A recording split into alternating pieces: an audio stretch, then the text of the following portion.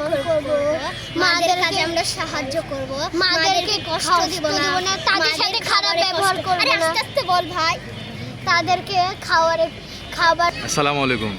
ওয়ালাইকুম আসসালাম। আপনারা ভালো আছেন? আলহামদুলিল্লাহ আমরা ভালো আছি। আপনি কেমন আছেন? আছি আলহামদুলিল্লাহ ভালো। আপনাদেরকে কি প্রাণীদের নিয়ে কিছু প্রশ্ন করা যাবে? হ্যাঁ, অবশ্যই।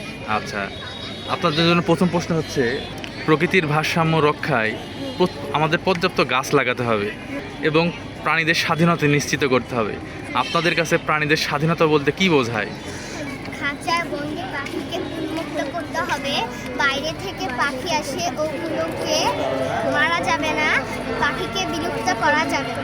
যে প্রাণী যেখানে থাকতে অভ্যস্ত তাকে সেখানে ছেড়ে আসতে হবে। আচ্ছা, ধন্যবাদ। আপনাদের কাছে এগুলো প্রাণীদের স্বাধীনতা। হ্যাঁ। আচ্ছা, আপনাদের জন্য দ্বিতীয় প্রশ্ন হচ্ছে, প্রাণীদের ভালোবাসা ও দয়া দেখানো এটা একটা ইবাদত। আপনাদের কাছে জানতে চাচ্ছি, আমরা কিভাবে প্রাণীদের ভালোবাসতে পারি? আমরা বিভিন্নভাবে প্রাণীদের ভালোবাসতে পারি, যেমন ক্ষুধার্ত প্রাণীকে খাবার দেওয়া, প্রাণীকে না মারা, প্রাণীকে বিলুপ্ত না করা, প্রাণীকে ভালোবাসা। আমরা এইভাবে প্রাণীদের ভালোবাসতে পারি। হ্যাঁ। মা আমাদের জন্য অনেক কষ্ট করেছেন, আমরা কোনোভাবেই তার ঋণ শোধ করতে পারবো না। সেই মায়ের জন্য যদি কিছু বলার থাকে আপনাদের বলতে পারেন। মাদেরকে আমরা সম্মান করব, মাদের কাজে আমরা সাহায্য করব, মাদেরকে কষ্ট দিব না, তাদের সাথে খারাপ ব্যবহার করব না। আস্তে আস্তে বল ভাই। তাদেরকে খাবারের কষ্ট দিব না, তাদেরকে সাহায্য করব, তাদেরকে জোরে করে কথা বলবো না। তুই আগে বলে দিচ্ছিস, আস্তে আস্তে। আচ্ছা বলো, সমস্যা নেই।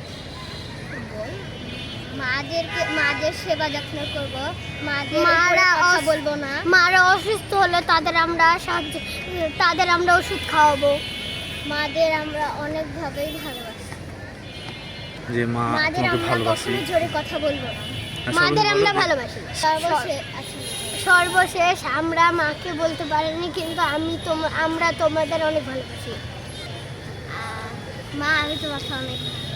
ঠিক আছে, ধন্যবাদ। আপনারা ভালো থাকবেন। ঠিক আছে।